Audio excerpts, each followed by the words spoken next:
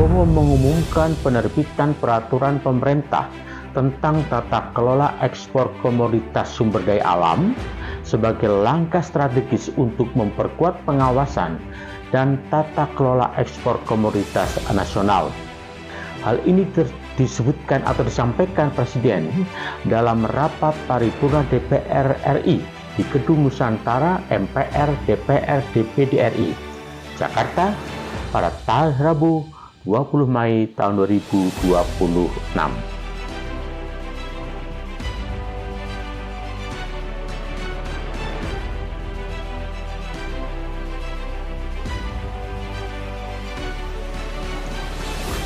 Latar belakang PP BUMN ekspor komoditi sumber daya alam yang pertama itu adalah menghentikan praktek curang. A. Mencegah terjadinya praktek pelarian devisa hasil ekspor. B. Underinvoicing, yaitu pemalsuan nilai atau harga barang. Yang ketiga ada transfer pricing, yang selama ini diduga merugikan negara hingga ribuan triliun rupiah. Yang kedua adalah meningkatkan penerimaan negara, mengoptimalkan pendapatan dari sektor pajak dan royalti secara transparan, memastikan devisa hasil ekspor atau DHE kembali ke sistem perbankan di Indonesia, sehingga memperkuat cadangan devisa Indonesia. Sedangkan yang ketiga adalah memperkuat posisi tawar, memungkinkan Indonesia memiliki kontrol langsung dalam menentukan harga komoditas strategis di pasar global seperti komoditi unggulan CPO, nikel, batu bara, dan sebagainya. Dampak underinvoicing, transfer pricing, dan devisa hasil ekspor atau DHE tidak kembali ke sistem keuangan Indonesia adalah yang A. Underinvoicing adalah praktek kecurangan di mana importir atau eksportir dengan sengaja memasukkan dokumen transaksi dengan melaporkan nilai barang lebih rendah dari harga sebenarnya. Tujuan utamanya adalah untuk menghindari pajak, mengurangi biaya masuk, atau menyelundupkan dana ke luar negeri atau capital flight. Yang B. Penetapan harga transfer pricing mengacu pada aturan dan metode penetapan harga transaksi di dalam dan antar perusahaan di bawah kepemilikan atau kendali bersama, karena potensi transaksi terkontrol lintas batas untuk mendistorsi pendapatan kena pajak. Devisa hasil ekspor atau DHE. Devisa hasil ekspor atau DHE diatur dalam PP nomor 21 tahun 2026. Merupakan revisi dari PP nomor 36 tahun 2023 yang mengatur bahwa devisa hasil ekspor atau DHE dari komoditi sumber daya alam wajib ditempatkan di dalam negeri, khususnya melalui sistem perbankan BUMN Bank Himbara mulai 1 Juni tahun 2026. Titik ketentuan dari PP 21 tahun 2026 adalah: pertama, eksportir sumber daya alam wajib memasukkan devisa hasil ekspor sumber daya alam 100% ke dalam sistem keuangan Indonesia atau repatriasi dengan tingkat pemenuhan 100%. Yang kedua, retensi minimal DHE sektor migas sebesar 30%, paling sedikit 3 bulan. Adapun untuk ekspor non-migas, retensi 100% dengan jangka waktu 12 bulan. Yang ketiga, penempatan retensi DHE SDA wajib dilakukan melalui bank-bank himpunan bank negara atau Himbara. Yang keempat, pengecualian bagi eksportir yang melakukan perdagangan dengan negara memiliki perjanjian bilateral atau kesepakatan tertentu dengan Indonesia, maka retensi DHE sektor pertambangan cukup 30%, selama minimal 3 bulan dan dapat ditempatkan di bank non-himbara. Yang kelima, penghasilan dari instrumen penempatan DHE SDA dikenakan tarif pajak penghasilan atau PPh hingga 0%, lebih rendah dibandingkan dengan instrumen reguler yang tarifnya mencapai sampai dengan 20%. Pemerintah menurunkan batas konversi DHE dari valuta asing ke rupiah, sehingga eksportir diwajibkan mengkonversi hingga 100%. Kini maksimal konversi ditetapkan sebesar 50%. Bisnis model bisnis sawit di Indonesia. Rantai pasok TBS sawit swadaya.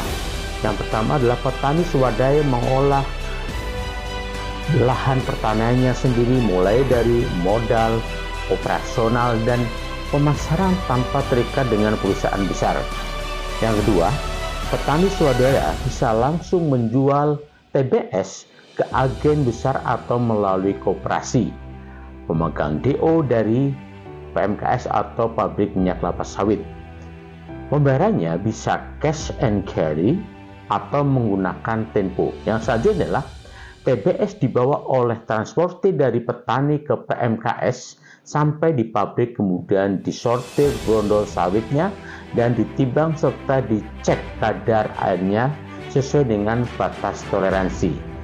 Yang keempat adalah PMKS mengolah TBS sawit menjadi crude palm oil atau CPO. Skema PP Tata Kelola Ekspor Komoditas SDA. Skema PP Tata Kelola Ekspor Komoditas SDA, menurut Erlangga Hartarto, BUMN ambil alih penuh ekspor SDA mulai 1 Januari tahun 2027. CNN Indonesia, Senin 25 Mei tahun 2026. Saat pemberlakuan penuh pada tanggal 1 Januari tahun 2027, strategi ekspor komoditas SDA hanya dapat dilakukan oleh PT DSI. BUMN juga akan mengoperasikan penuh sistem CEISA atau Customer Exercise Information System and Automation dan modul PEB atau pemberitaan ekspor barang. Seluruh dokumen ekspor nanti akan diterbitkan oleh atas nama PT DSI tanpa menggunakan skema QQ perusahaannya. Konsekuensinya, PT DSI perlu dana yang besar untuk modal kerja pembelian komoditas SDA dari penjual di dalam negeri untuk dijual lagi di luar negeri. Data produksi dan ekspor komoditi CPO, batubara, dan ferroalloy tahun 2025 menurut BPS. Nilai ekspor Indonesia Januari tahun 2025 sampai dengan Desember tahun 2025 dikutip dari BPS, nilai ekspor Indonesia adalah sebesar 282,91 miliar US dollar. Ekspor CPO tahun 2005 mencapai 24,42 miliar. Total volumenya mencapai 23,61 juta ton. Produksi mencapai 51,6 juta ton. Yang ketiga adalah batubara. Ekspor volume ekspor menyentuh angka 390 juta ton dengan nilai mencapai 24,48 miliar US dollar. Produksi realisasinya nasional antara 770 sampai 800 juta ton. Sedangkan untuk ferroalloy ekspornya, kontribusi ekspor ferroalloy sangat signifikan, yaitu mencapai 16 miliar US dollar. Produksi ferronikel nasional mencapai sekitar 540, sampai 400 juta ton. Jadi total ekspor komoditi CPO, ferroalloy, dan batubara tahun 2025 adalah sebesar 64,9 dari total ekspor sebesar 282,9 atau 22,9%. Badan Pengelola Investasi BPI Danantara membentuk anak usaha baru yang bernama PT Danantara Sumber Daya Indonesia atau DSI untuk memperketat Tata Kelola Ekspor Komoditas Sumber Daya Alam atau SDA. Perseroan memperoleh pengesahan pendirian melalui Surat Keputusan Nomor AHU 003975 AH 01.01 tahun 2026 pada tanggal 19 Mei tahun 2026 dengan direktur yang pertamanya adalah Nuke Thomas Mahoney, mantan direktur Vale, sumber katadata.co.id. Per 20 Mei tahun 2026, PT DSI resmi menjadi BUMN dengan kepemilikan saham negara sebesar 1%. Apakah tantangan dari pelaku bisnis dan pengamat kritisi atas PP BUMN ekspor SDA tersebut? Yang pertama adalah dari petani sawit. Petani sawit yang tergabung dalam Persatuan Organisasi Petani Sawit Indonesia atau POPSI menuntut pemerintah segera membatalkan aturan baru terkait tata kelola ekspor sumber daya alam atau SDA. Ketika jalur ekspor dipusatkan dan jumlah pembeli efektif berkurang, maka kompetisi pembelian CPO, minyak sawit mentah, crude palm oil atau dan TBS tandan buah segar akan melemah. Dalam kondisi seperti itu, harga di tingkat petani sangat berpotensi ditekan. Jelas Ketua Umum POPSI Mansutus Darto dalam keterangannya Rabu dikutip oleh CNBC tanggal 20 Mei tahun 2026. Kritisi yang kedua adalah dari Standard Poor's Global Ratings menyatakan bahwa rencana Indonesia untuk mengendalikan komoditas secara terpusat dapat merugikan ekspor, menekan pendapatan pemerintah dan berdampak pada neraca pembayaran negara. Faktor-faktor ini menciptakan ketidakpastian penurunan yang lebih besar terhadap peringkat kami di Indonesia. Demikian pernyataan tersebut dikutip dari Reuters Jumat 22 Mei tahun 2026. Kemudian dari Modus menyatakan bahwa rencana ekspor satu pintu memang dapat mendukung masuknya devisa. Namun, rencana tersebut juga bisa meningkatkan resiko distorsi pasar dan dapat membebani sentimen investor terhadap kebijakan yang dikeluarkan pemerintah Indonesia menurut detikfinance.com 22 Mei tahun 2026. Kritisi yang ketiga atas implementasi PP tersebut adalah perbaikan indeks persepsi korupsi Indonesia atau IPK. Indonesia masih di peringkat atau skor 34 dengan peringkat 109. Artinya, dari 100 orang Indonesia yang jujur, baru 34 orang. Skor ini sama dengan negara Laos dan Nepal.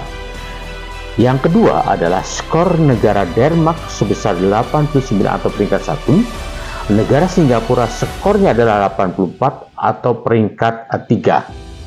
Kemudian untuk menjalankan 3 NOS atau no under invoice, no transfer pricing, dan no capital flights, maka kementerian lembaga harus mengimplementasikan sikap yang trust, integritas, transparansi, dan profesionalisme dalam hal penerbitan dokumen ekspor, pemeriksaan dokumen ekspor, dan fisik komoditi ekspor. Yang ketiga adalah kepatuhan eksportir terhadap regulasi yang berlaku.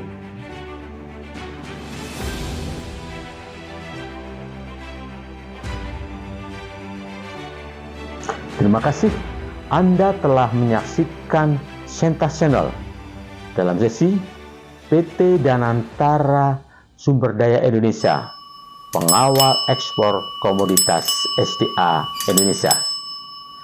Salam Sentas.